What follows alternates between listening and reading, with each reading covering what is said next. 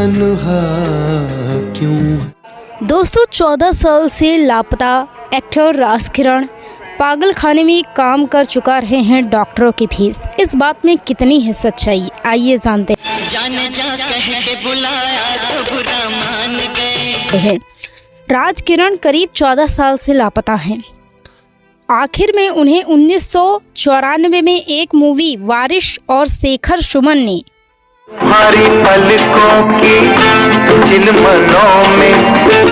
एक serial reporter में देखा गया था। फिल्मी दुनिया में टिके रहना आसान नहीं है। कई नामचीन सितारे हैं, ऐसे हैं जिन्होंने कुछ फिल्मों के बाद ही उस इंडस्ट्री को अलविदा कह दिया। तुम्हारा प्यार चाहिए। कुछ इस इंडस्ट्री में अपनी जगह ही नहीं बना पाए। इन्हीं में से एक सितारा ऐसा भी था जिसके बारे में किसी को कोई खबर तक नहीं। कोई नहीं जानता कि वो कहाँ हैं, जिंदा भी हैं या नहीं। क्या किसी का नाम चाहत है, किसी का। यहाँ तक कि उनके घर वालों को भी उनके बारे में कुछ भी नहीं पता। जी हाँ, हम बात कर रहे हैं अर्थ कर्ज घर हो तो ऐसा जैसी बेहतरीन फिल्मों में अभिनय कर चुके एक्टर राजकिरण की। एक्टर का पूरा नाम राजकिरण मेहतानी है। उनका जन्म 1949 में मुंबई में हुआ था। वो इस वक्त कहाँ है, किस हालत में है, कोई नहीं जानता। कुछ लोग कहते हैं कि वो पागल खाने में हैं, तो कुछ कहते हैं कि वो लापता हैं।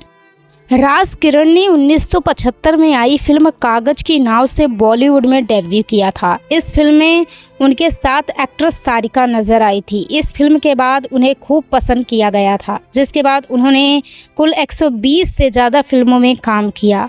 लेकिन कुछ ही साल बाद उनका कैरियर कुछ रुक सा गया, जिस वजह से उन्होंने छोटे पर्दे पर जाने का मन बनाया।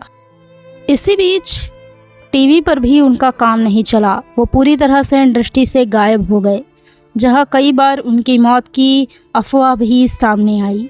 जहां उनकी पुरानी दोस्त दीप्ति नवल ने राजकिरण की तलाश के लिए एक पोस्ट अपने फेसबुक पर लिखा। उन्होंने लिखा कि फिल्मी दुनिया से जुड़े मेरे एक पुराने दोस्त जिसका नाम राजकिरण है, वो नहीं मिल रहे हैं, उनकी मुझे तलाश है। एक्ट्रेस की इस पोस्ट के बाद ऋषि कपूर ने उनकी खोज के लिए एक मुहिम शुरू की। ऋषि कपूर ने उस दौरान राजकिरण के भाई गोविंद मेहतानी से बात की। उस दौरान पता चला कि वो पिछले 10 साल से अमेरिका के अटलांटा में एक पागल खाने में भर्ती हैं। गोविंद ने ऋषि को बताया कि राज को उनकी पत्नी और बेटी ने धोखा दिया था, जिसका सदमा वो सह नहीं पाए और वो डिप्रेशन में चले गए, जिसके बाद उन्होंने अपना मानसिक संतुलन खो दिया और वो पागल हो गए।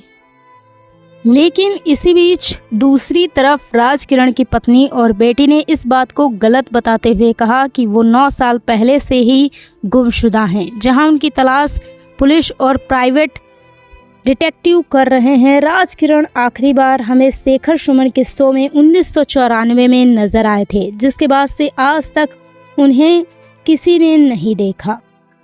राजकिरण आज महज एक कहानी बनकर रह गए हैं। अगर दीप्ति नवल ने उनके बारे में पोस्ट ना लिखा होता तो उनके बारे में कभी कोई जानता ही नहीं।